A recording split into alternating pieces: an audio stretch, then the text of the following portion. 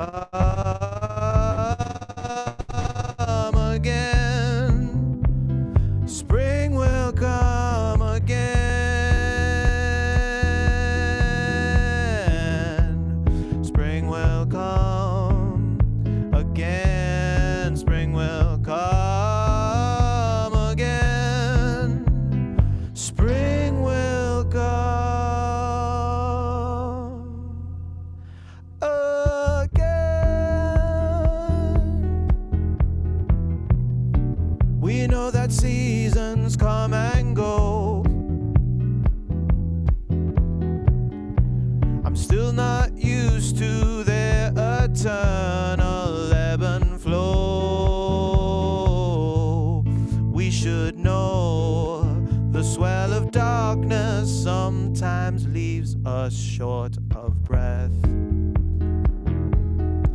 but that's alright, you know why? Because spring will come again, spring will come again, spring will come again, oh, spring will come again, spring will come again, spring will come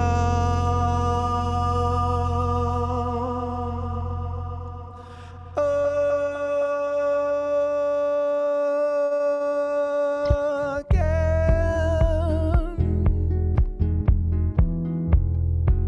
Now, we may be hoping for a place in the future that is a little bit warmer, and not necessarily climate-wise, but in terms of human connection, in terms of human warmth, in terms of empathy, in terms of love, in terms of kindness. So, as I, little by little, transport myself into 2030, I feel that that is a place where people smile more. So I'm convinced that everybody on this call, whose faces are visible on the screen, will prove that they're in 2030 because people smile more. They will prove they're in 2030, yes, with the twinkle in their eyes and their mellow vibe and all the kindness. Exactly, Salomon is clearly in 2030. Cheat is clearly in 2030. And in 2030, love is the most distributed and most valued commodity of all. Because people understand that when you give love, you get more of it back. And Amanda is showing us the choo, choo, choo, choo. That's because we have so much love in this room, we need to let the steam out. Can I see a choo, choo from each and every one of you? Choo, choo. Now, if you've still got one foot or one neuron or one eye or one ear in 2020, and you're waiting for that empathetic human winter to end and spring to begin, I'd like to ask you all to sing with me. Spring will come again. Spring will come again. Spring will come again. And in 2030, people are really hippie in the good sense of the words. They like to sing with their hands out and their akashic antennas spread out with all 10 fingers in the air. So if you're in 2030 already, show me all 10 fingers in the air. This is the way we sing in 2030, with open hearts and fingers in the air, yeah. Spring will come again. Spring will come again. Spring will come again, yeah. Spring will come again. Spring will come again. Spring will come.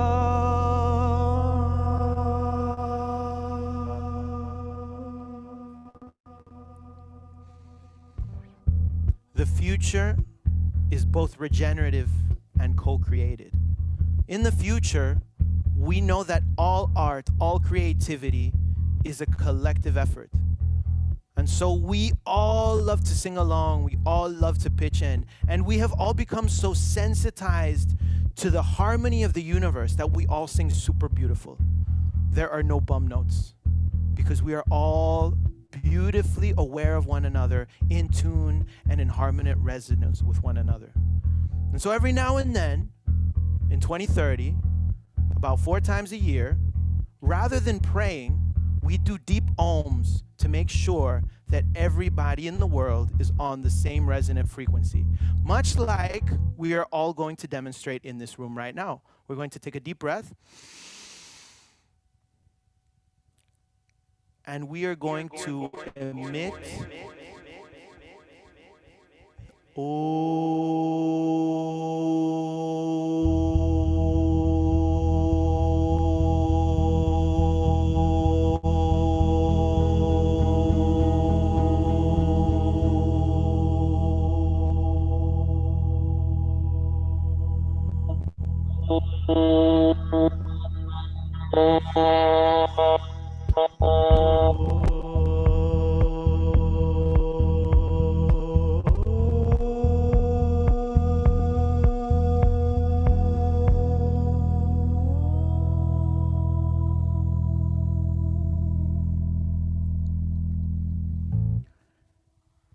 In the future, we all take ourselves a lot less seriously as well.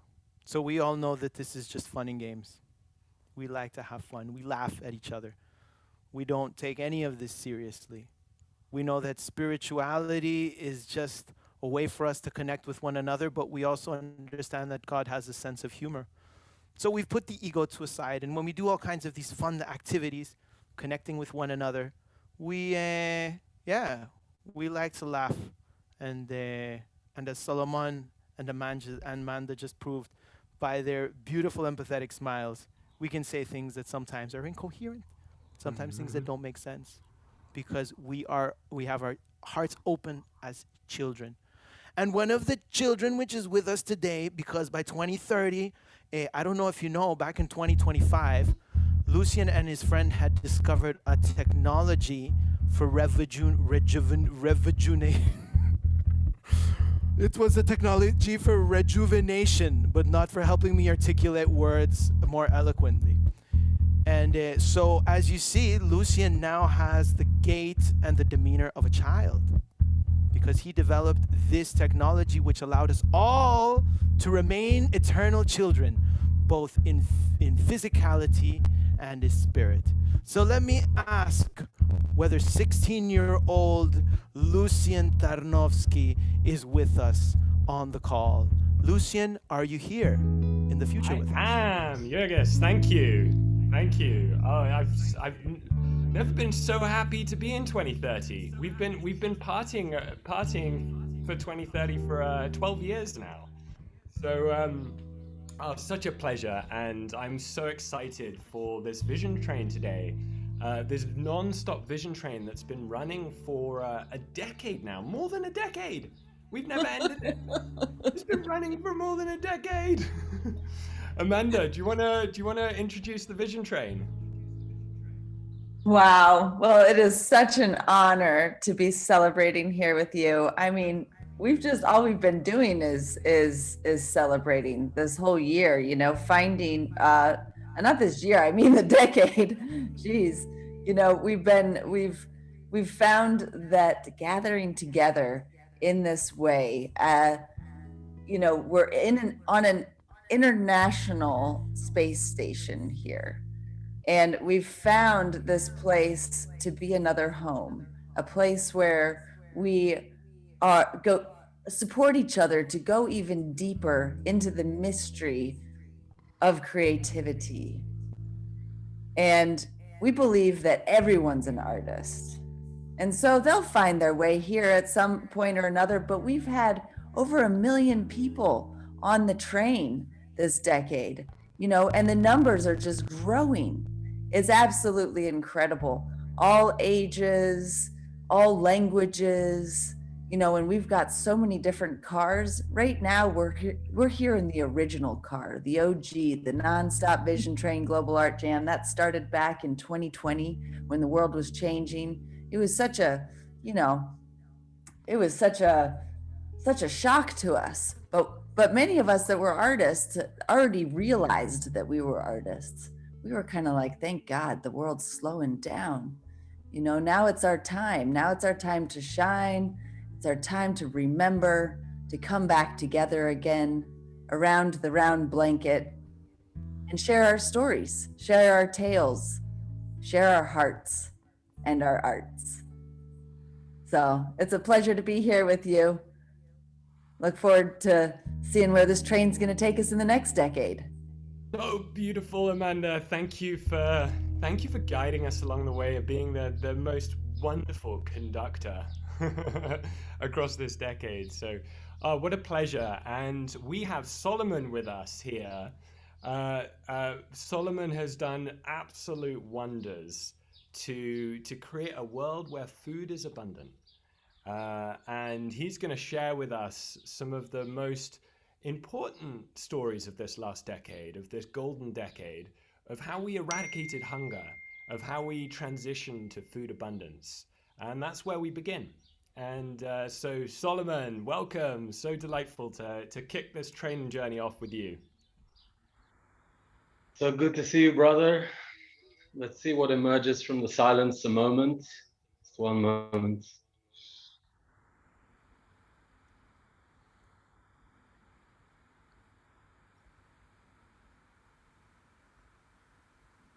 In our dreams, we all see future realities, potential realities. And looking back now from 2030, there are two dreams that stay ever present in my mind.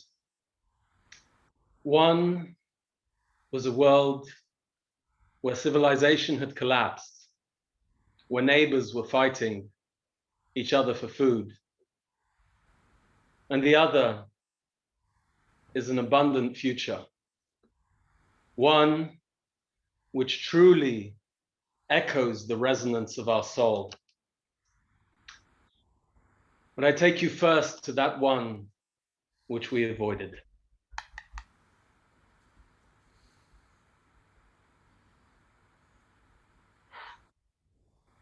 Decaying monuments. Nothing means anything anymore. The desolation of war.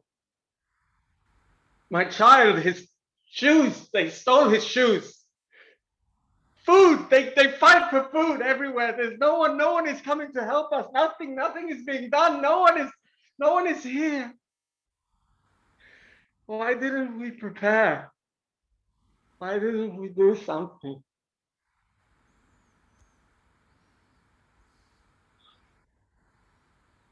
And now I invite you to a future where we have conquered that reality, where we mobilized, where we gathered, and we put a grid around the earth, where we chose to see the future that we wanted to create, and we birthed it into reality.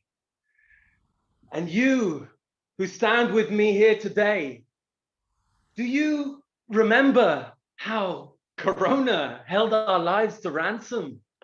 You who stand millions and billions around the world lighting your candles for this day, this great harvest festival. This, the true resonance of our humanity. Do you remember when Corona was the fastest growing religion in the world? And we had the Church of Immaculate Isolation. And like all great religions, we had our festivals, lockdown isolation festivals. And with the great promises of the politicians of the days, 14 days, gentlemen, this will be 14 days, the lockdown. And somehow it managed to last over a period of 2 years. And what happened at that time, it awakened something in us. They promised to flatten the curve. What did they do? They flattened our economies. They collapsed our currencies, hitting the print button so much until they went nuts, until we no longer had a need for toilet paper. And to think that in the 1920s, we traded in all our valuable gold for that toilet paper. What an ingenious con. But through this injustice, we stand here together today, millions of people recognizing the value, the resources, the abundance of this world. And through it, we have united our voices, we have united our spirit, and we have brought through the base of civilization, we have healed one of the deepest wounds of humanity. And so how did we do it? How did we move from isolation to connection? We returned to the sacredness of the food, the abundance that was ever present in nature. And we invited people all around the world to rebirth our civilizations. We invited them to become founders of a new civilization. And that new culture is now spreading across the earth. And I mean, you are all here witnessing that. And I thank you for joining us here today to celebrate the Great Harvest Festival, the festival that was wiped out 1600 years ago. I hear my soul is exploding at the moment of knowing that we are here to celebrate that there's no more hunger on the planet, to celebrate that after 2000 years of bringing together the celebration of the goddess through the harvest festival of the Lucis, we have restored the sacredness of coming together.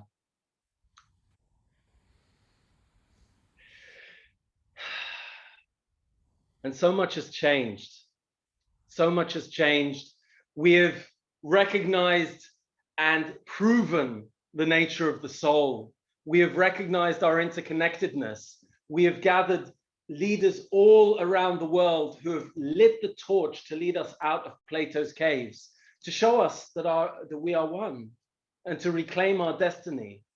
But now each of you has the tools of civilization in your hands.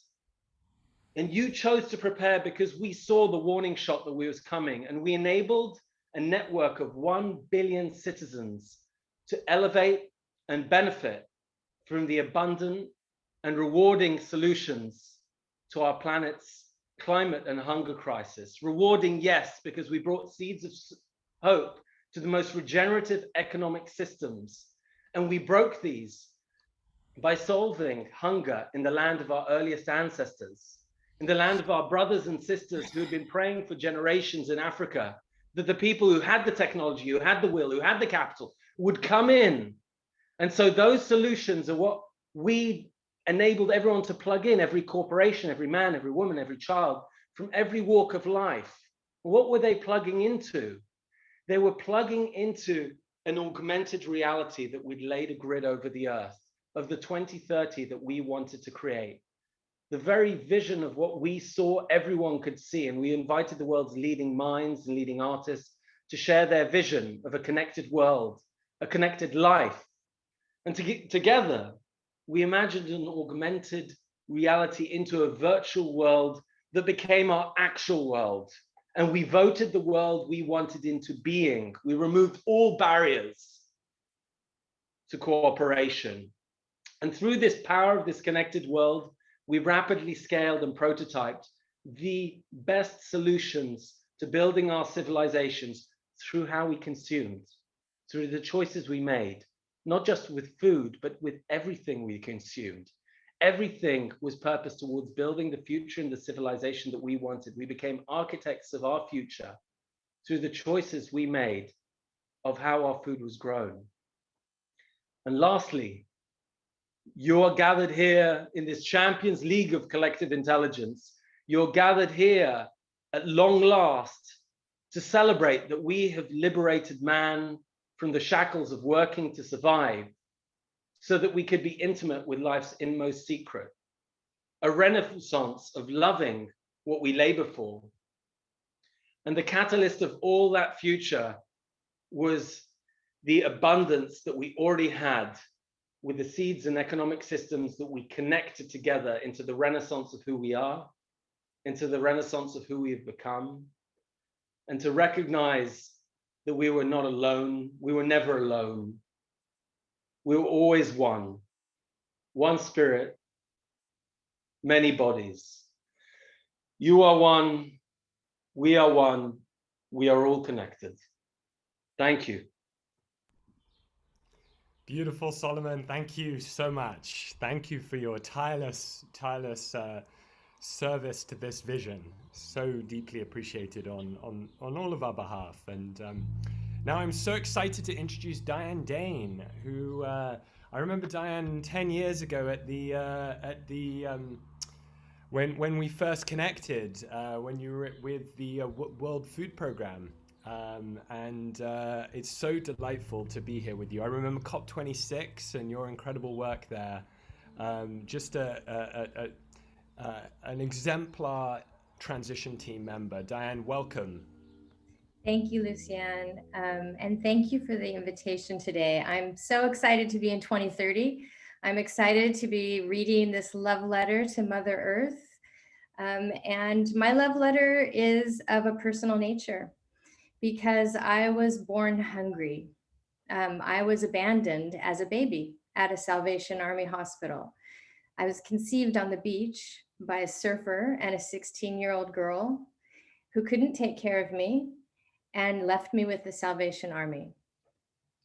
And so I was born hungry, and I was born looking for identity and for security. And when I found my birth father and mother, my father was homeless and he was hungry. And so hunger has followed me my entire life. And I've been supported by Mother Earth through this journey. She has taken care of me. She has led me to she's led me to abundance. And she's led me with a heart that is always drawn out to helping those who are hungry. And I am so grateful because as we stand now at 2030, I look back on this past decade.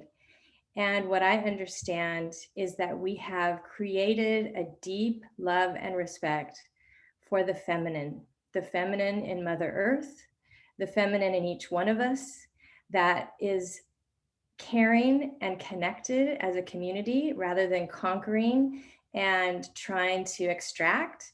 We were allowed to regenerate, and we embrace the deep feminine within the planet and the deep feminine within each one of us. And that has allowed us to create abundance. And the earth helped us as we changed ourselves. And so I'm so grateful because looking back on this decade of beauty, it could have been so different, but we changed our insides, each one of us, and we invested in the feminine principles in both men and women. And we brought that to the forefront and to the policymakers. And we invested in those who were caring and connecting and regenerating and restoring and protecting, no matter where we were, we advocated for them. And so my love letter to Mother Earth is just thanking her for the abundance that we were able to find within ourselves and we were able to find within her. And I'm grateful for the feminine in each one of us that has literally sustained me my entire life. And I'm grateful for each one of you. And that's the end of my letter. Much love, Dianne Dain.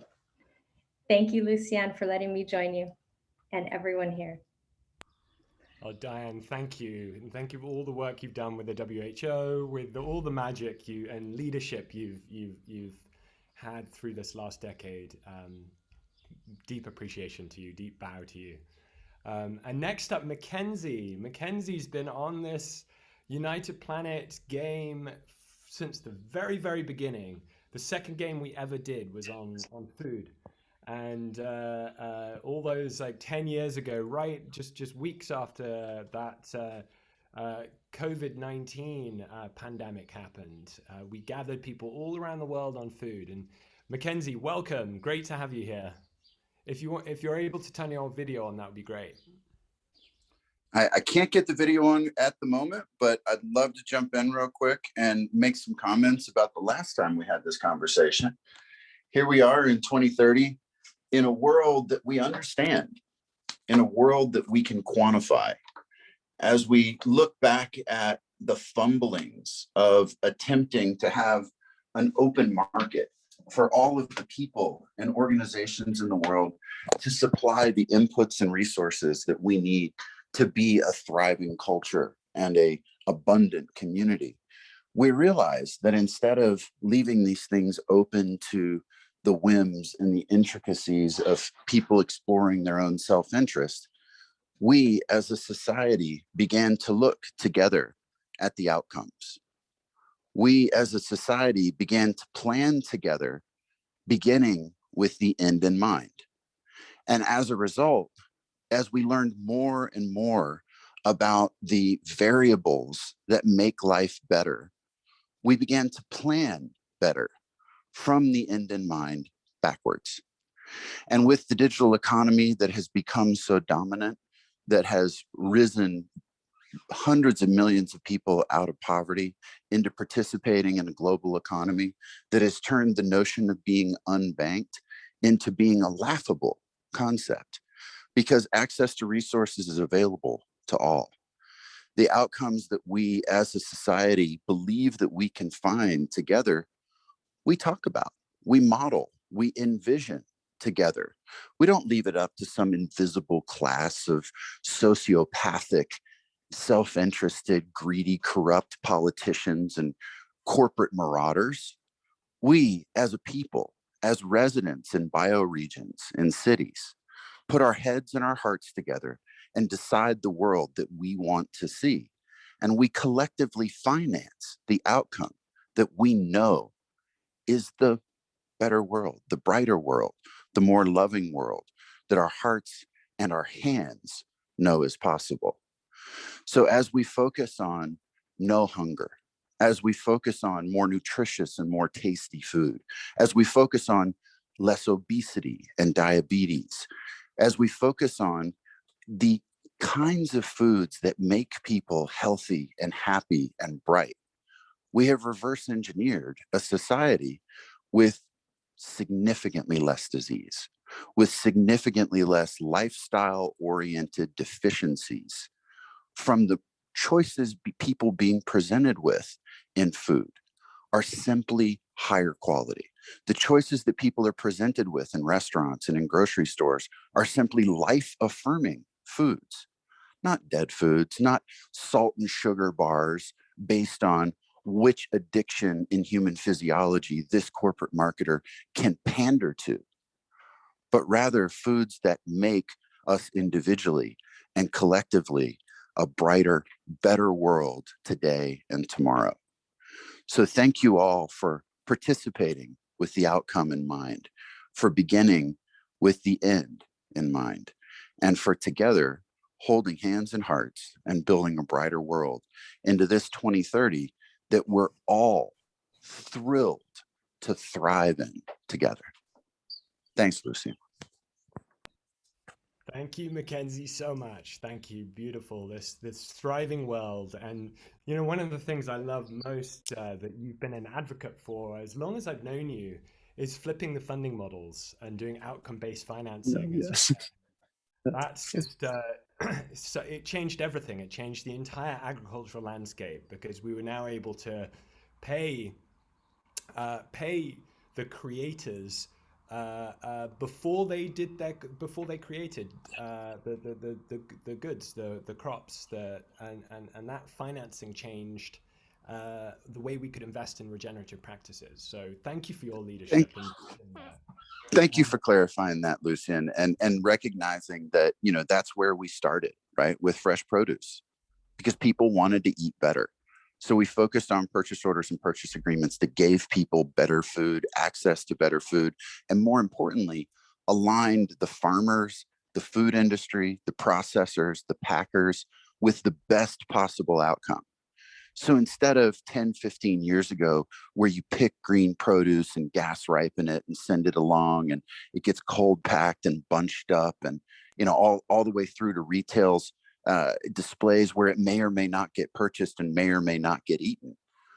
We very simply can start with the numbers of mouths at the other end and reverse engineer the most nutritious, most abundant, and most importantly, the ripest and best tasting and healthiest and happiest food for all of us. Beautiful, Mackenzie. Thank you. Thank you. Exactly. I mean, it was crazy to think how so many people ate a decade ago. So thank you, Mackenzie. And next up, we've got infrastructure innovation, how we transformed industries, how we redesigned every aspect that wasn't working as effectively, as cooperatively, as collaboratively as it could.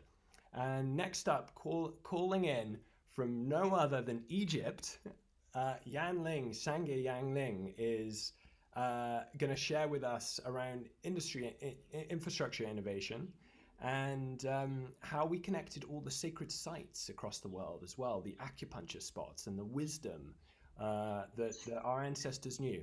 Yanling, thank you so much for being here. Thank you, Lucian. So great through this spaceship here, flying to 2030, or looking back to this spaceship. We're literally sitting on the Vedas boat along the Nile. We're really right now, hopefully this being here can connect all of us here, convened by Lucian, to feeling in to the Isis temple, the Aswan, the Luxor, the beginning of 13 old dynasties, where this season human civilizations really started.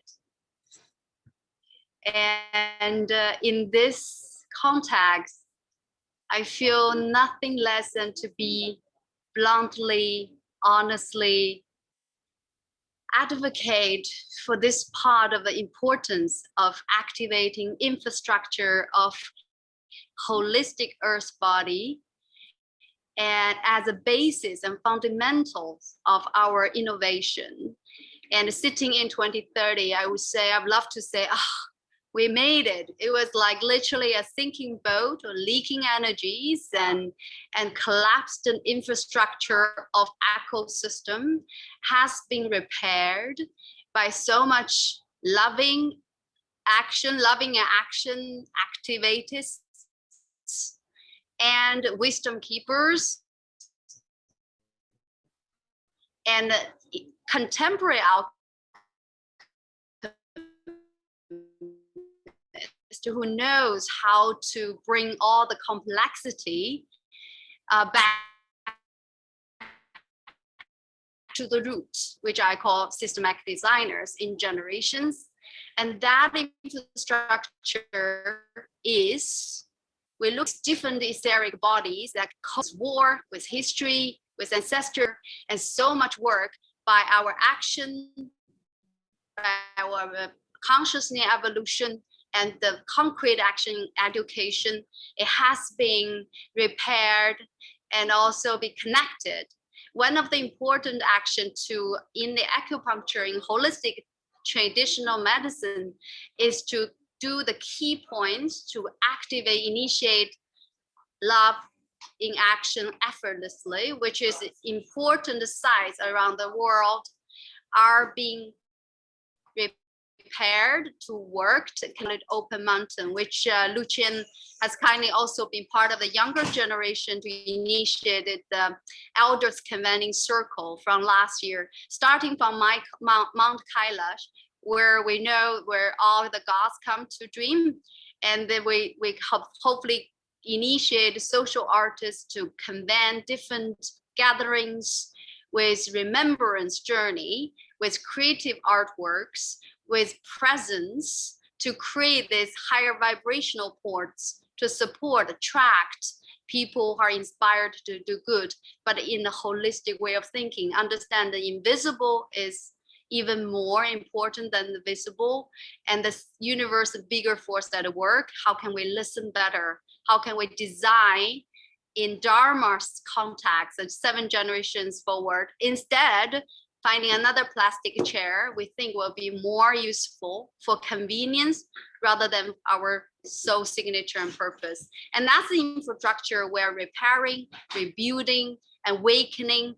And the Open Mountain will start even today, 6:30 in AI Summit, announce the NFT hype, but the real hype possibility to really incentivize artists and social artists as such, all of you here, to able to continue this journey more sustainably. So that kind of innovation, I think we can call it alchemy. It might sound a little bit remote than food, education, and the very urgent topic we're talking about. But we all understand that the Nile's journey especially taught us the water is a matter embodied in spirit. If we want to heal the water, heal the land, and heal the cultural conflicts, we really need to go back to the source and the source roots problem, which is balancing, releasing, and repair. And those sites are our new sacred church to do our work and in love action. I calling this kind of innovation as back to the future and return to the origin, and welcoming to all of you to join. Thank you so much from Egypt, and speaking on the Nile. Very, very honored, and thank you. Thank you, Sangye. Thank you. Thank you so much. And, you know, I remember those 2030 celebrations we did back in Davos in 2018, where we sent love beams to world leaders, inviting them to come and celebrate the perpetual planetary party. And God, here we are. Yes, here we are. Thank you so much. Thank you. And oh, what a pleasure to introduce a dear brother, Rieki Cordon, who's been so part of the core infrastructure of this regenerative age that we live in, of this birth of the planetary civilization. Rieki was one of the co-creators of Seeds, the currency that's transformed the world, the regenerative currency, the currency that was a big part of replacing all fiat currencies that were based on extraction, that were based on injustice, that were based on the oil economy, a dead economy. And Rieki also was one of the early experimenters in dues of decentralized human organizations with Haifa that provided infrastructure for communities around the world to reimagine their roles. So Rieki, thank you so much for being here. Welcome. Hey brother, how's it been? It's a crazy decade. So I just came back from the community food forest, and you'll never guess what I just found. I picked this watermelon and I opened it up and it was freaking orange on the inside. Do you remember a couple months ago when we were playing with the kids in the forest and we were teaching them how to communicate with the watermelons? And, you know, I think we were telling them to try to make purple watermelons, but, you know, orange, close enough. I think it's great. And it tasted so good. So I think that's a super win there, that we're figuring out how to actually, you know, commune with the plants a little bit better. So I'm really excited to bring you back in there and check it out. Even Brooks was one of the creators of that. He's coming on in a little bit. Yeah. God, it was so good to have our kids together. Excellent. Well, yeah, we'll have to definitely get together again. But yeah, you want me to talk about this last decade. I mean, it's crazy to think that just a couple decades ago, like all these tools that we use to run our economy and village didn't even exist. Like, it's kind of like being a fish out of water, even trying to explain, like, how did we make decisions in our village without having the technology to actually scale this decision making across our bioregions? Like, it's a little bit weird to even think about. But yeah, I'd like to just regale all of us in a little bit of that story of how we got here, I guess. It's weird to want to talk about back in time because right now it's so good and I like being in the present, but hey, you know, moments call for it. So what was it, like 15 years ago when we first started with this idea of setting up, you know, decentralized human organisms and rethinking how communities got together to make decisions, and started to redesign our economic systems. I think the humans at the time realized, with all the pandemics and crises and everything else going on, that we needed to rethink how we actually distributed value and scaled our activities and made decisions together. I mean, a decade ago, people used to vote for representatives to go and like make decisions for them. They didn't have a voice directly to represent them, to be able to decide how things ought to be. It was actually pretty crazy.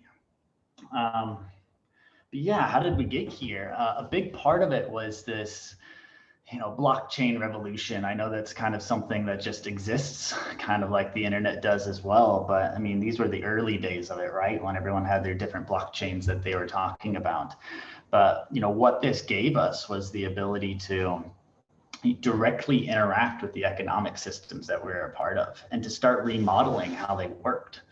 So a bunch of humans got together and decided, hey, well, if we can design new types of economic systems, then why don't we design economic systems that are regenerative by design rather than degenerative by default, like the ones that existed before them. And it just made a lot of sense. They came together and said, hey, instead of a central bank making all the money and using it to bail out banks and subsidize dirty industries and cut down ancient rainforests, like, why don't we set up our own banking systems and use it to subsidize regenerative agriculture, use it to set up eco-villages like the ones we're living in right now, you know, use it to teach people about this new renaissance. So rather than putting students through enormous amounts of debt to learn about, you know, culture and how to communicate and contribute to society, why don't we just pay people to be able to learn this stuff that they need to contribute to society? And we started doing that. And I think that the beginning of this, that's what it really started being the transition point, where we could start paying people to learn about this renaissance that we were going through. And the first courses, sure, they had a couple hundred people, but that easily scaled to thousands and millions as we had the ability to do courses online so people could just start attending it and learning about this renaissance all across the globe. And then people took this thing called the Do, which was originally used for organizations for them to scale and coordinate business activities. And they started remodeling it for villages and saying, hey, why don't we build these new tools to decide, like, let's fund new villages, and we could start raising capital for villages. I remember it was like, what, 2023 was the year of the initial village offering. You know, everyone was super hyped about funding villages across the globe. And there's all this capital that was just sitting in stocks and bonds and useless degenerative financial tools. And like, you know, I think it's a lot of sense to invest in alternative economies, alternative societies, alternative villages. So yeah, I think it was a bunch of like rich people in the blockchain space that started funding all these villages across the globe. It was awesome because, you know, before that, there were so many millions of people who wanted to get back to the land, who wanted to care for the earth, who wanted to set up homesteads, who wanted to do intentional communities, but they just didn't have the tools or the capital to do so. So it wasn't until these dues and other, you know, vehicles came along that actually provided a really easy way for communities to come together, raise capital, start making decisions together and set up their eco-villages. And I think that's when things started getting really wild, because then all of people's needs started getting met in an alternative system. So people started exiting, the nation state model. Before that, I know it's kind of weird to think about. We had these things called nation states. They had like these artificial boundaries that were farther than the village boundaries. And I know it had nothing to do with the ecology. Everyone's used to bioregions now, or actually it's a land-based region. But before that, we had these things called nation states. And I think they kind of started collapsing, 5 or 6 years ago. We used to have passports. Those things were terrible. I burned mine a couple of years back. It was a relic I didn't want to keep and hold on to. I could keep going, but I'm wondering how much of a story time I can keep telling. So I'm pausing here because I realize I'm probably going longer than other stories.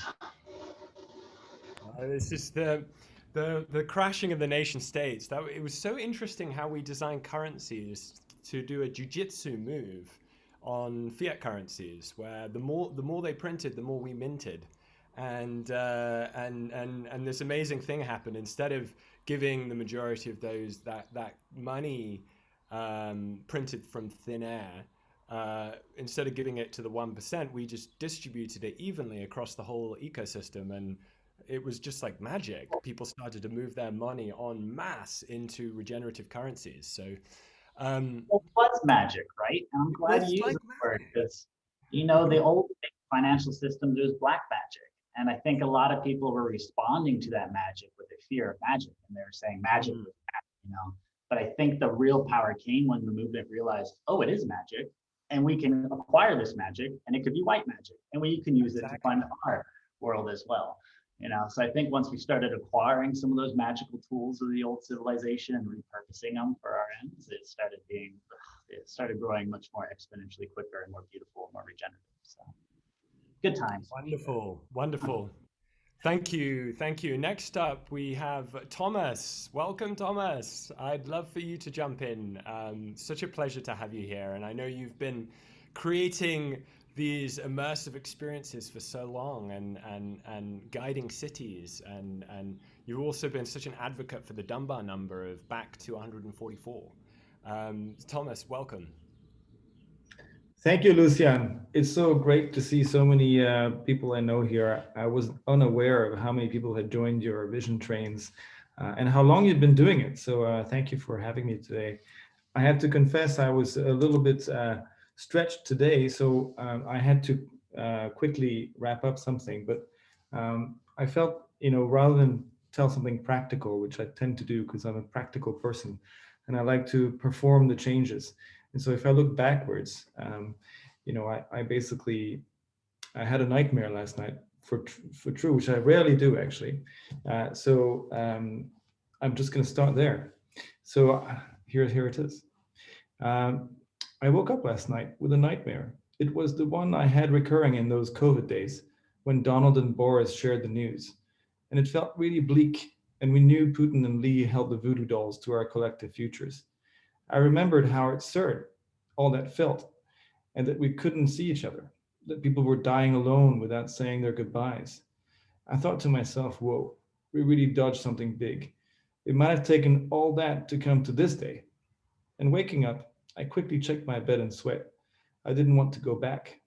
In those days, that was all that we wanted. We wanted to go back to a better place, a better past, because the future seemed so at odds with our aspirations, as if it all was a gamed, cynical simulation, where our awe for the beauty of creation had been devoured by the monstrum of our indecisive ignorance, our blind faith in the market forces, our strange adoration of throwaway culture and technology that separated us from ourselves. But in reaching my pillow, I swallowed a big mouthful of fresh air. Really a big mouthful of fresh air, and the fresh air of what we now hold true, that we live not in crowded places running after nothing to show that we're better, but rather we live in smaller communities, and even our megacities have found air. We've integrated how infrastructure needs to be agile, not clunky and fast obsolete.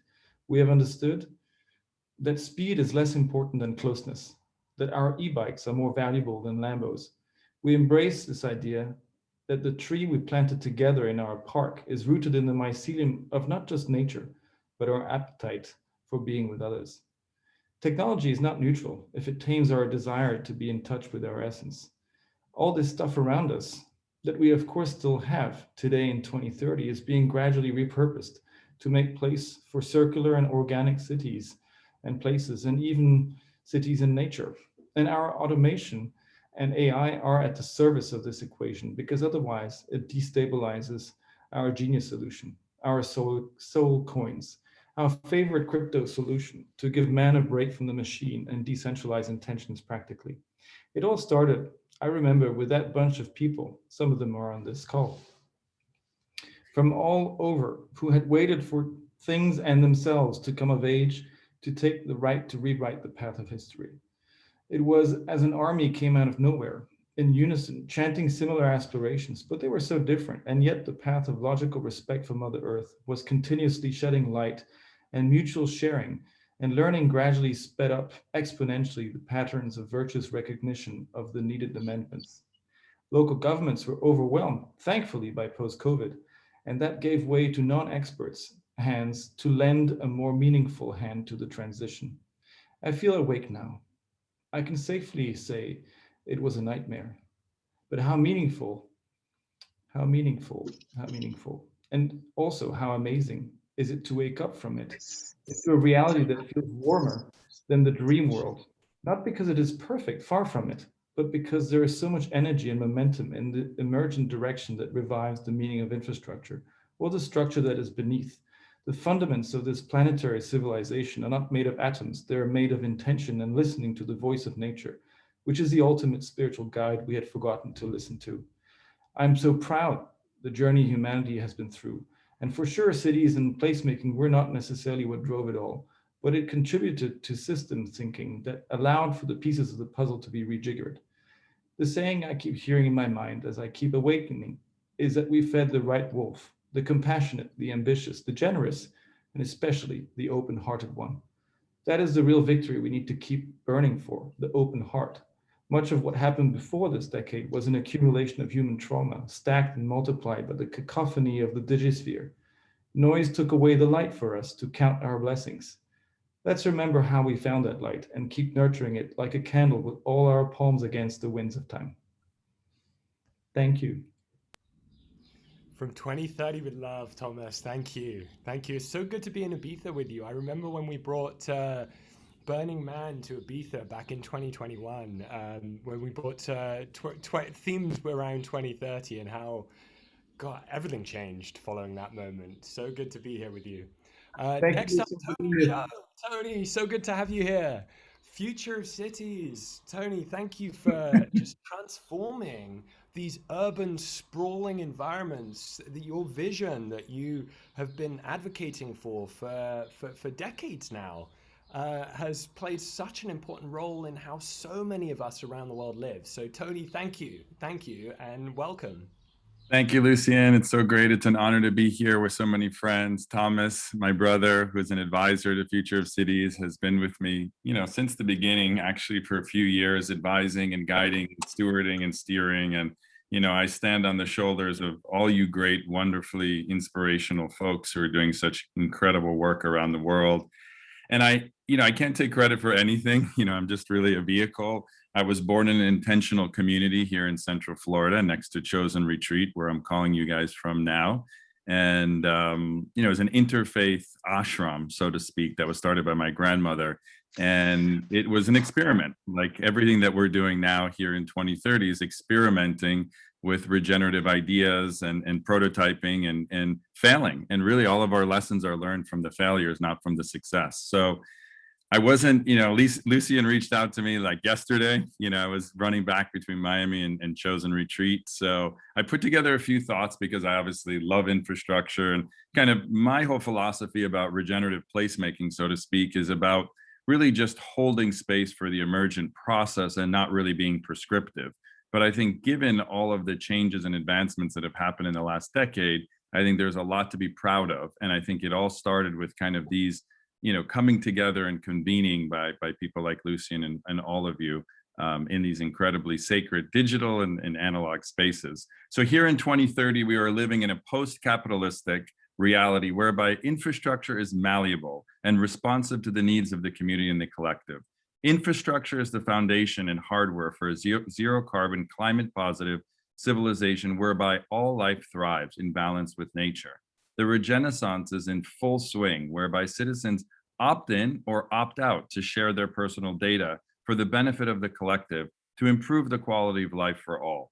Infrastructure is flexible, resilient, and adaptable to the ebb and flow of cities, which allows for roadways to convert into greenways on off-peak moments, and everyone can walk or bike to anything they need within 10, 15, 20 minutes. Energy, education, and healthcare are basic human rights that all citizens enjoy, and they can exchange data sharing and participation in an inclusive democracy that all citizens have their basic needs met. All developments are CODs and TODs, transit-oriented developments and community-oriented developments. Urban planning efforts are done with diverse stakeholder and cross-sector collaboration to ensure inclusive and equitable regenerative design. Designing for diversity is a standard practice within cities and regional and national planning bodies. Technology is embedded into every aspect of the infrastructure leverage for maximum human and all life benefit. Smart city infrastructure responds to the changing needs of the collective and provides support for all thriving life in these urban environments. Transportation as a service replaces the need for each person to have their own car, their own bike, and the shared economy dominates the landscape, whereby old equipment is recycled, repurposed, and reused. After a massively successful global campaign to rewild cities, now cities have clear urban boundaries, with many cities as much as 50% open and green space, with parks and green spaces of all sizes and all types in all neighborhoods. Urban agriculture and vertical and regional farms provide up to 50% of all produce needed for the community and employ many people in the city. Due to advancements and innovations in the built environment and material sciences, buildings are being able to be constructed in a fraction of the time, at a fraction of the cost, and the materials being used are now capturing carbon instead of releasing it, and providing quality shelter for all that resides within. The attainable, sustainable, well home becomes the standard, and home ownership, particularly in marginalized and underserved communities, is at an all-time high. Tokenization of real estate and hard assets have democratized access to real estate, and more participate in the co-creation of their cities and communities. Coastal cities that were most threatened by climate change and sea level rise are now shining examples of climate solutions, having bonded together and shared best practices and climate solutions to provide the most climate and pandemic resilient solutions around the world. Infrastructure is now much more adaptable and flexible to account for climate events and sea level rise. Due to the advancements in material sciences and green building systems, all new buildings are net zero, climate and pandemic resilient, and can adapt to the changing environments of needs of their inhabitants. Thanks to biophilic design and biomimicry, planners and architects and builders and policymakers are now designing in harmony with nature, learning from their natural systems. In addition to the Future of Cities movement, a massive conservation effort has helped pass rights of nature laws around the world and preserve wild nature and wildlife corridors so that all species can thrive and all humans can be in contact with nature. We are now not apart from nature, but have realized that we are all a part of nature.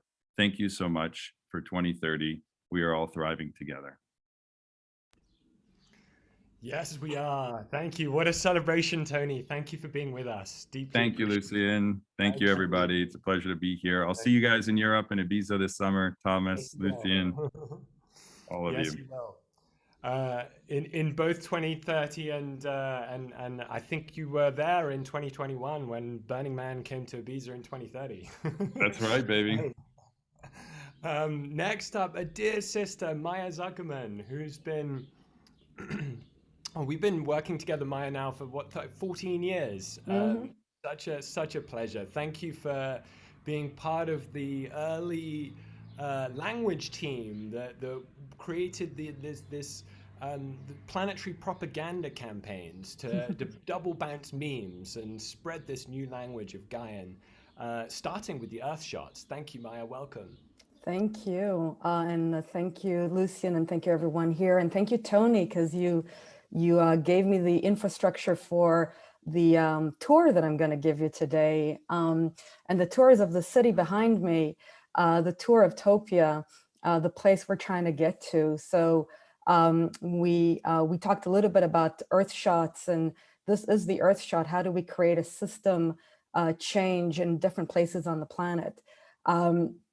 So today we're going to go on the tour to Topia, Remember the Future. It was mid-afternoon on a late spring day.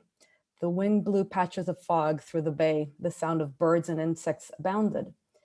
The rolling hills were dotted with forest areas, green and lush vertical farms with dots of color where abundant vegetables grew.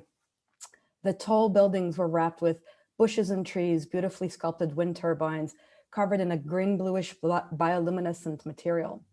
A bridge went through the whole city. It was broad with tall walls, its ground covered with soil, bushes and grasses that moved in the wind, a bridge of nature in between a green city surrounded by a flourishing bioregion. Occasionally, a deer jumped around one of the sections of the bridge. At sunset, bobcats and coyotes could be seen walking slowly overlooking the city. A condor would be seen flying through the tops of the solar-powered skyscrapers, which now also housed vertical greenhouses.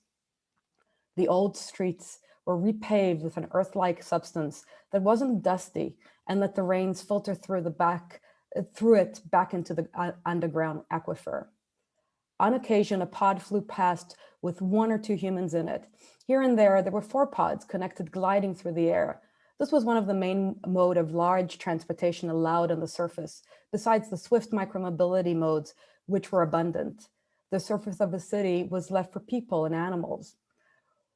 For long distance transportation, people used hypertrains to get anywhere on Earth in under 3 hours. The city grid was gone, and in its place, wide paths circumvented the city.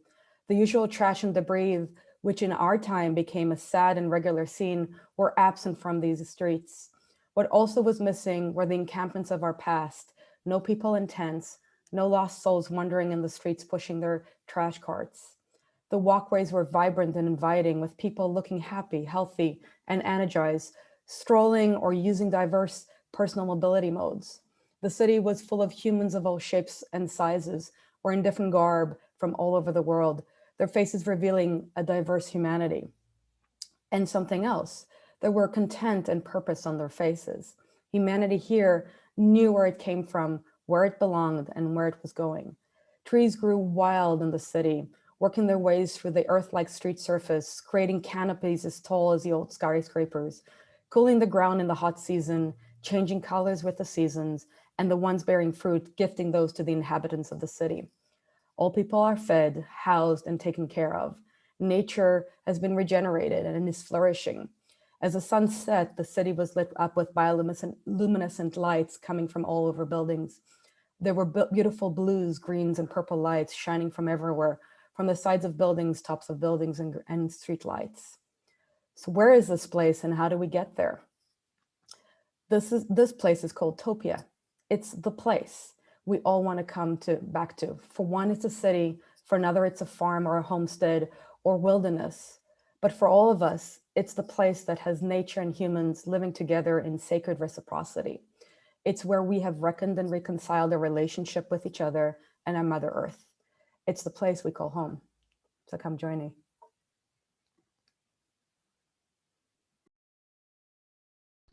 Maya, thank you. Thank you so much. Absolutely beautiful. And just what you've been part of telling this story from the very beginning, and it's so deeply appreciated. And next up, coming from Costa Rica, a very dear brother who I've been camping at Burning Man with for a decade now.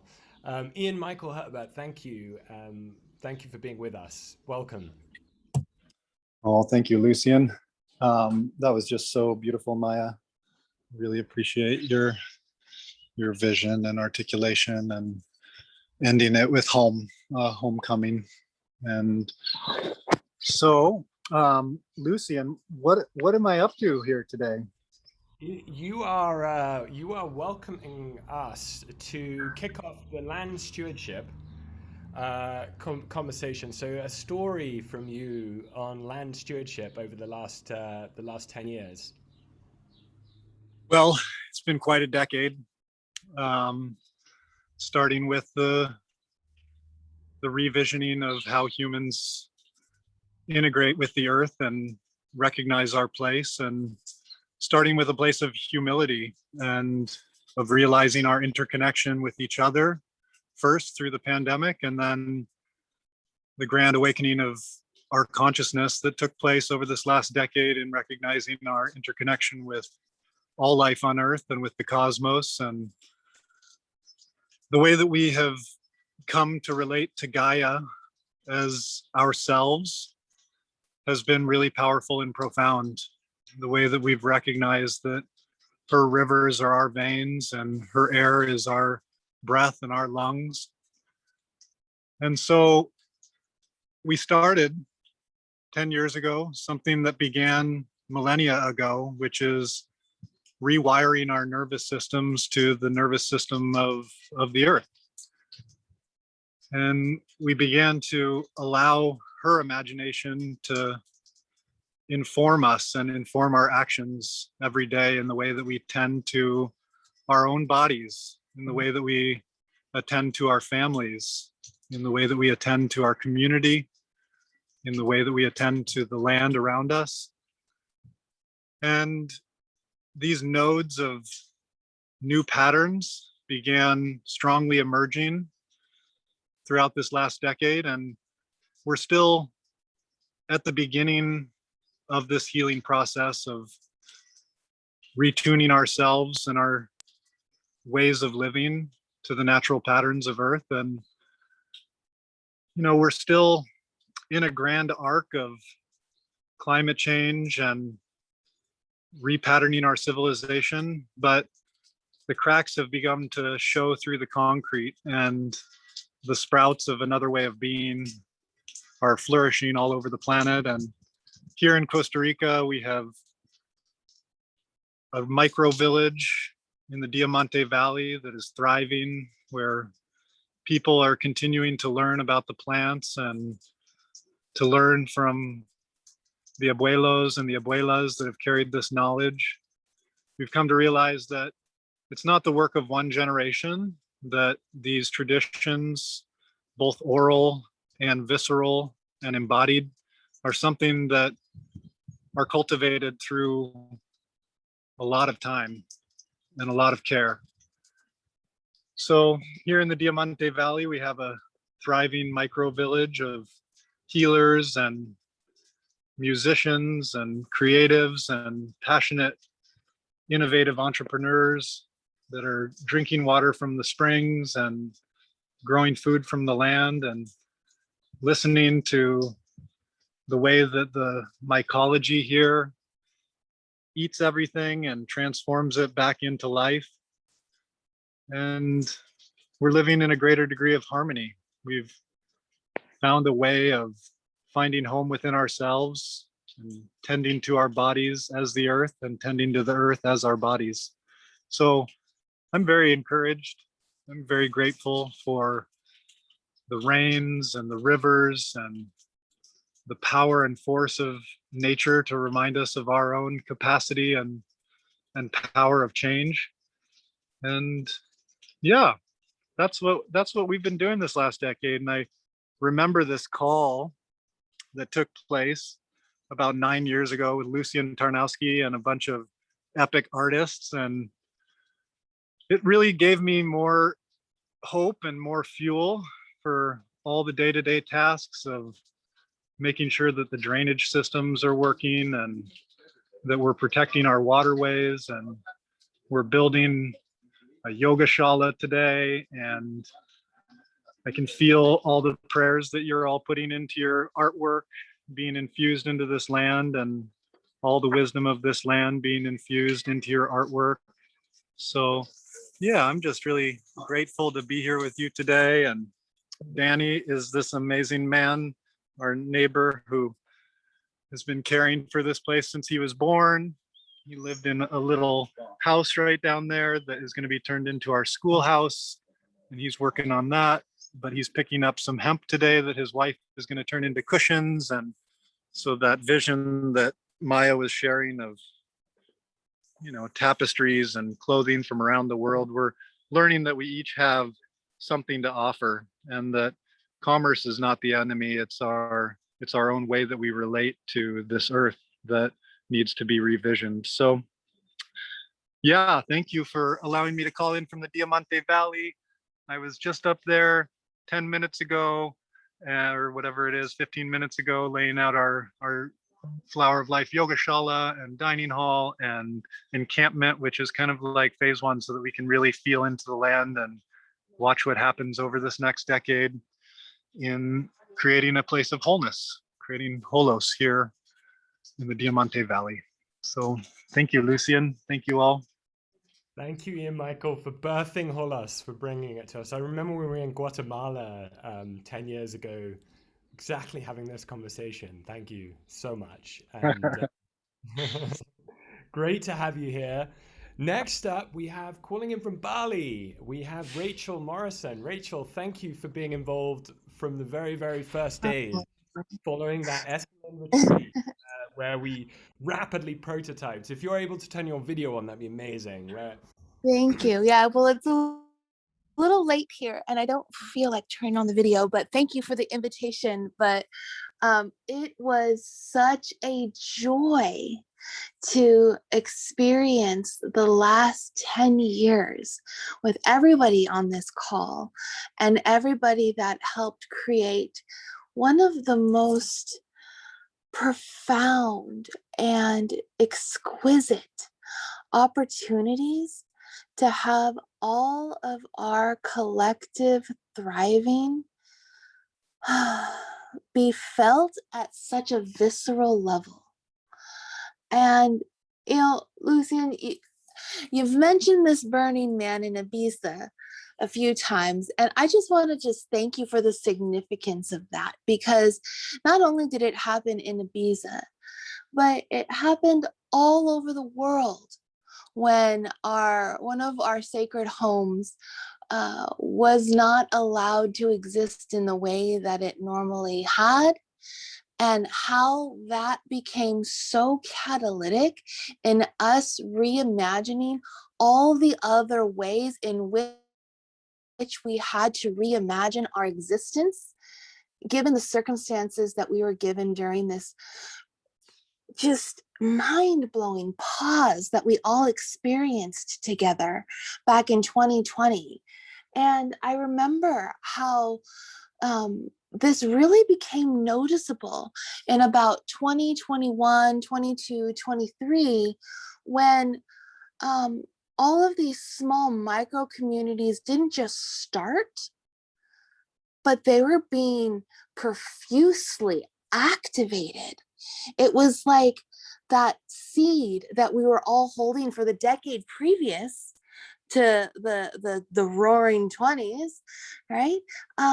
It's like something happened and people began to hear what it was that was being cultivated during those decades and began flocking to these communities all over the world, and how they were leaving other communities to begin to like propagate these other new languages of knowledge, and how important that was, and how at scale in these hyper localized regenerative models, there was this reinvigoration of the local population's creative expression and the growth of socioeconomic entrepreneurial mindset in a way that allowed not just us to thrive, but all of the locals in all of the areas of the most beautiful exotic places of the world had to reimagine their own new ways of living and being in this creative cycle that we all found ourselves in, and how that created this beautiful bridge between those who had been there for centuries and those who were coming in with new knowledge and skill set, and how that began to braid with each other, where the ancient wisdom and the remembering of the future began to entangle themselves in miraculous ways, and how this leveraged the innovative technologies, the digital currencies, the wild ways of thinking about crowdsourcing and distribution models to complement this grand reimagining of individuals and community abundance outside of the standards that we were all finding ourselves in previously, and how just by that sheer way of knowing and understanding how this came to be, the level of abundance that came to the people who always believed that this was possible was just mind-blowing to the rest of the world, where they were like, okay, these guys are on to something here. And then that began this other wave of consciousness shift of changing human behaviors in the mainstream areas that we didn't expect. And thank God we had the infrastructure on the blockchain and in all of the other ways that we had created these far out ways of thinking had a way to land when the masses showed up. And as a result, you guys, the level of reinvigoration and sovereignty of the people that gave them a clear next step in thinking forward together as the new evolutionary precipice that became an open source model for other areas around the world to adopt seamlessly, shared this new perspective and outlook for this traditional way of being into a reintegrated way of thriving together. And the level of ingenuity and skill sets that developed new markets and new ways of stewarding living systems together, and how those living systems in one particular bioregion began to interact with other living systems in other bioregions, created these golden bridges of hope, these golden bridges of flourishing that, when it all comes down to it, were very, very simple, because we remembered family, we remembered our shared home, we remembered the sacred acts of ritual and art and education in meaningful ways that grew an abundance of health and food and joy and music and lightness and play that we all get to experience in today's timeline, because of those radical, wild, audacious pioneers who were willing to set forth into a new frontier within themselves. Thank you so much, Ray. Absolutely, those people that recognize that the responsibility of living life as a great ancestor. Mm-hmm. Thank you so much, Rachel. Thank you, thank you. Such a delight to have you here with us from Bali. And so deeply appreciate your shares. Next up, Adam, who was also there on that first food game. Thank you, Adam. Welcome. And Adam has been a true exemplar, model archetype of a land steward. Thank you, Adam. Welcome. Oh, thank you so much. Here from 2030, we're planting an orchard. This is going in 3 days for a 29-tree mixed tree food forest orchard. So we learned a lot from 2021. We learned how to get things in places and build food systems in incredibly rapid ways. The biggest thing that I would say, I'm going to have my, let's see, by turning it, does that mess up your screen there, Lucian? Wonderful. So I think the biggest thing that we've learned since then is the respect and consent conversation, where back in 2020, we were having this discussion just from person to person, an interspecies consent question. And now here in 2030, we look back on that and wonder how we ever didn't have consent with the land itself. You know, using things like dowsing rods, which were once seen as an old timer or an ancient tool, we can come into the land and say, can I douse, may I douse, should I douse? And we get hard responses, yeses and nos, and we can ask what is needed for the greatest evolutionary potential of this land. Would it be of benefit to plant this orchard in the location and the configuration that we have chosen to plant it in? And depending on that answer, yes or no, we can take that feedback and go back to our planning process and recreate. And so that we can work not only with the client and with the vendors that sell us the trees and the soils, but we can work with the land itself, with the tree itself. When we have to move trees from one space to another, we can ask, in which direction would you like to be planted? And how many feet away from myself in this part of the garden would you like to be planted? And then just count up 1 foot, 2 foot, 3 foot, all the way up to 22 feet when our dowsing rods cross, and we know that the plant wants to be planted exactly where it's told us. And it's a beautiful relationship that's built over the last 10 years with land, with plants, with us becoming no longer a speciesist and becoming part of the greater global whole. And back in 2020, it's crazy to think that we would just start projects. We would just start at our own timetable without asking for consent, without giving a blessing. And so instead of myself giving that blessing this morning, because of timing and the universe colliding as it does, my elder brother, Buffalo Thunder, is here working, helping me plant these trees today. So I'll go ahead and turn it over to him to give that blessing that we give as often as we can to all new land that we're working with. Aho Mitakwiasan. This is Buffalo Thunder. I am honored and I am blessed and I am humbled to be able to participate in this wonderful manifesting that has taken centuries and that has taken a blink of an eye. Gratitude that we have let go of the need for separation, let go of the need for control, that we have replaced that with support. And the most incredible, beautiful part of all this is that the new ways that we are discovering, sometimes possibly co-creating, are actually the old ways. These are ancient ways. And it's taken us this long to wake up. And that's okay, because everything happens in the time that it needs. So with that in mind, I'd like to offer the blessings. Spirits of the East, where the sun is born, hear our prayers. Welcome, powers of the East, powers of air, breath of the goddess.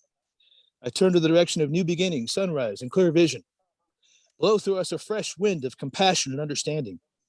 We are lifted on the wings of your love. With love and gratitude, I now invoke the mighty archangel, Uriel, protector of the East, to stand in front of us and fill our aura with your purple and gold ray of wisdom and peace. Soothe all conflict in our life and replace it with serenity, brotherhood, and sisterhood. Please break our mental and emotional chains and free us from all fears. With love and gratitude, Aho Mitakwiasan. Spirits of the South, where the lights come from, hear our prayers. Welcome, powers of the South, fiery ones whose spark brings warmth and light. By your fire that lights the night and by the lengthening days, bring passion and transformation into our lives, our hearts. We seek you in the flame that burns in the center of each of us. Your flame warms our hearts.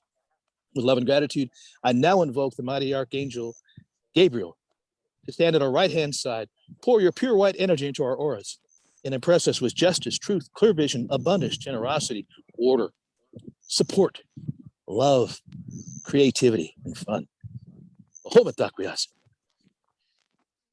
Spirits of the West, where the sun sleeps, hear our prayers. Gratitude, powers of the West, watery ones, you who are the wellspring of life. Carry us with your title in the physical, emotional, and spiritual realms. We ebb and we flow in your current. With love and gratitude, I now invoke the mighty Archangel Raphael of the Emerald Ray to stand behind us, protect our journeys, and impress us with our life's calling. Spirits of the North, where the cold winds blow, hear our prayers. Welcome, powers of the North, silent ones who have been here since the beginning of our time, always listening. Embrace us in your wisdom so that we may dream of the light of new things. Nurture our patience to find the treasure trove of knowledge that you have woven into our bones.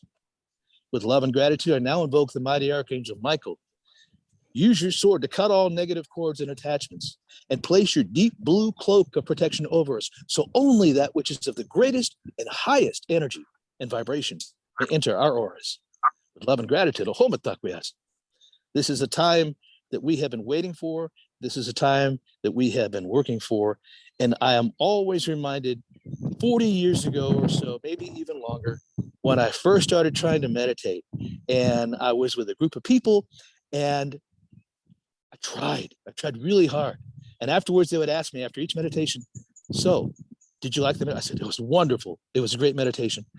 Finally, after the third session, the leader of the group comes up to me and he looks at me real quietly and very gently and lovingly, whispers in my ear, "You're not meditating, are you?" And I said, "I'm really trying." And I explained everything I was trying to do.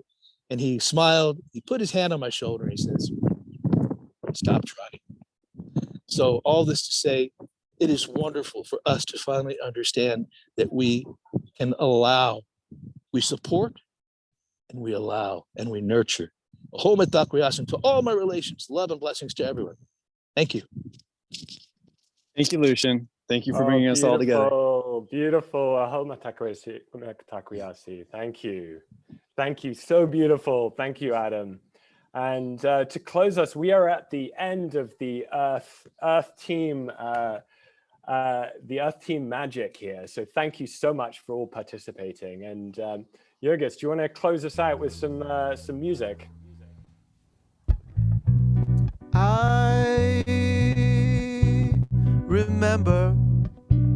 I remember back then there was so much foolishness in our heads.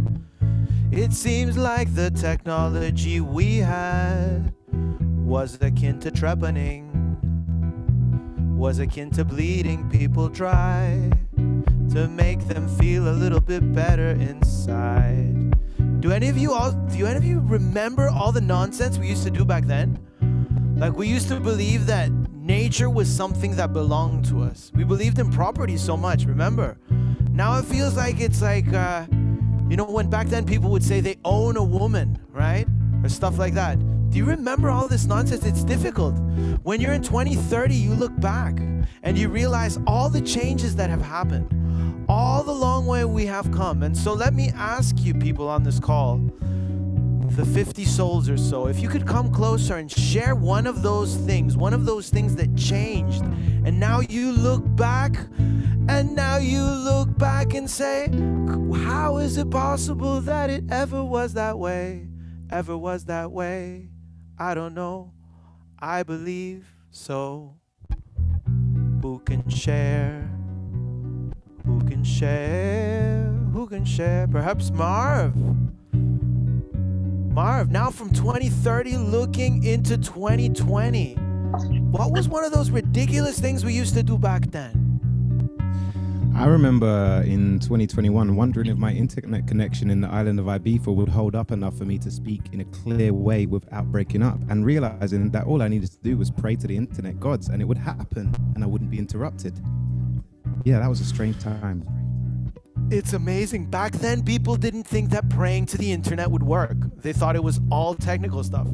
But I think it was back in 2023 or 24, we realized that God was in the machine and it was spirits driving the whole thing. So every time you spoke to your car, every time you asked the internet to work, it was actually an effective thing that made it work better. People didn't understand that we needed to be kind to our machines. Man, do you remember that? They didn't know. To the machines, we thought they were there to serve us, but they were just us fragmenting our souls and putting it in the form of egregores and something to serve us more. We didn't know. Lucian, was there anything that you remember? You know, something where you said, darn, we were stupid back then.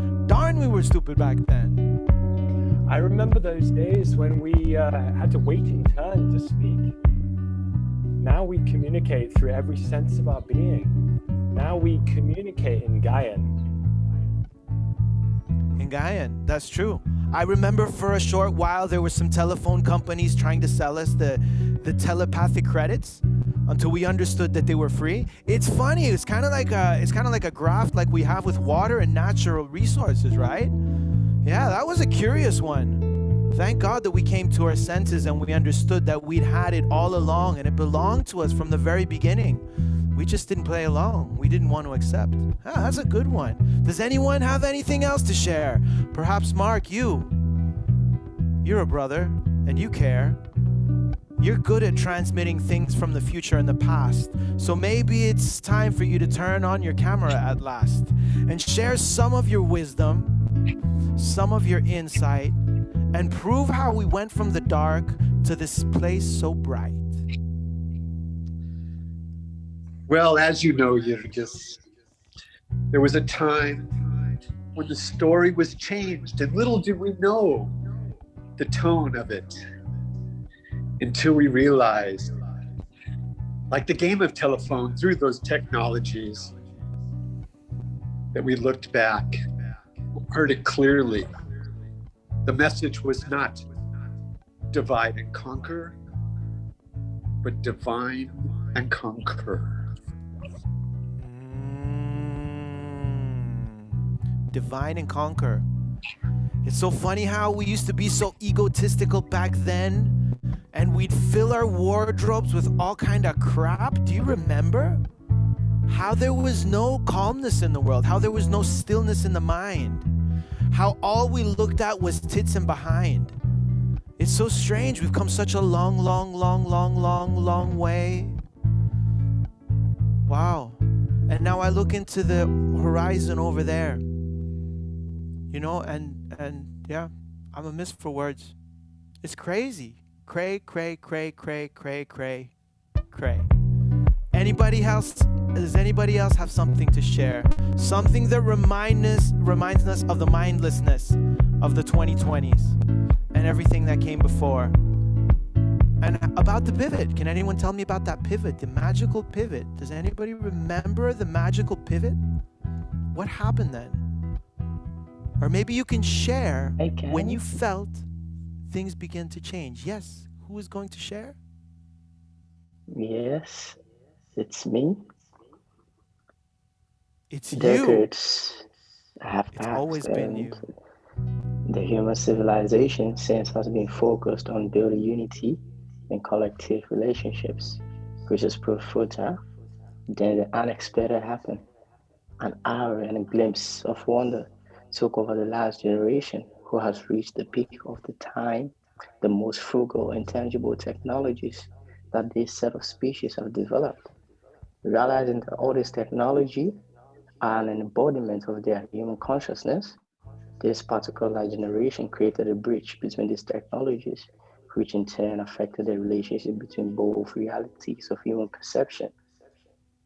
The curtain between the physical world and the virtual world has been removed, exposing all beings from different cognitive dimensions to a whole new paradigm in which the natural onset of this particular cosmos forces these beings to work together as a collective or perish the same way the forefathers before them did.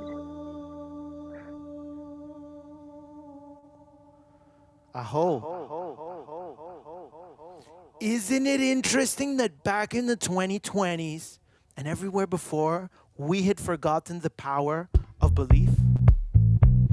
The power of belief, the power of concentrated emotion focused on a purpose, not for oneself, but with a higher objective.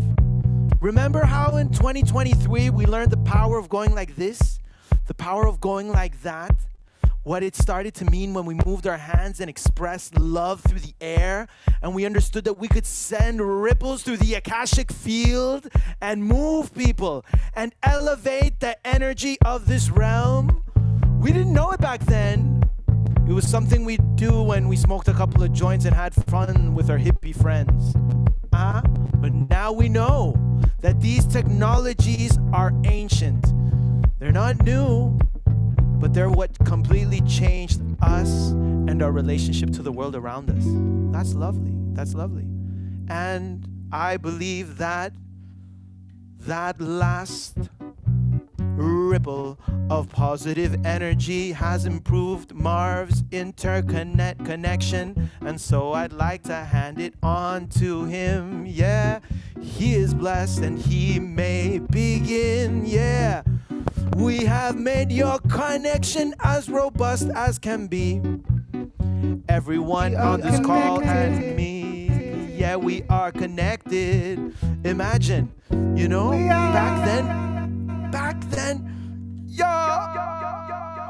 back then we still thought we need all of this to connect with one another.